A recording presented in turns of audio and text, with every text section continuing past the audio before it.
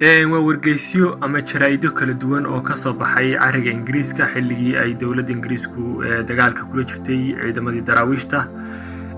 dabcan wargeysyada waxaa kamid ahaa wargeyska Reuterska, waxaa kamid ahaa United Press Association amba oo hadda loo yaqaan United Press International,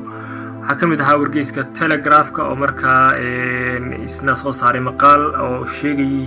in ciidamada darawishta ay weerareen ciidamada Camel Corpska oo markaa ay godoomin ku sameeyeen oo dawladdii Ingiriiskuna markaa maamulkii berberedegana ay u direen gurmad degdeg amba relief garanaysa. sidoo kale waxaa kamid ahaa Times noqonaya kolba Times ay sheegayaan iyo mid kale wargeys kale oo markaa isna Telegraph oo markaa isna war ka soo saaray. waxyaabaha markaa commonka oo iskaga mid ka yihiin waxaa kamid ah in ay ku tusayso inay wargeysyaduna ama jaraa'idaduna ay ku hadlayaan afka xukuumadda Ingiriiska,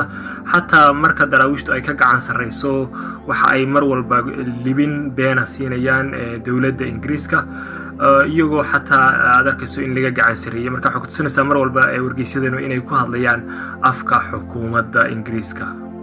kula tahay adiga